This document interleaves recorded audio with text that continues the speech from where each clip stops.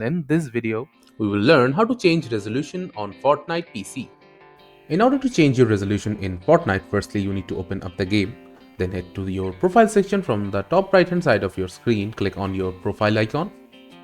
After that, click on the gear button and you'll be redirected to the video tab which holds the display section.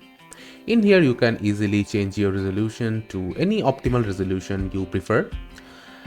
You can only change your resolution in the window mode of full screen and windowed. You cannot change your resolution on windowed full screen because it represents your whole screen as one. You can also change your resolution in windowed mode by simply going to the windowed settings and changing the resolution to as you like. So as you can see, I am currently in windowed mode and playing the game.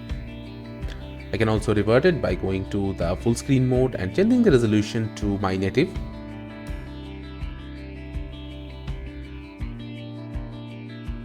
Now the resolution is again changed. So this is how you can easily change your resolution in Fortnite and enjoy. Thank you for watching. Subscribe to our Topical Talks channel for more videos.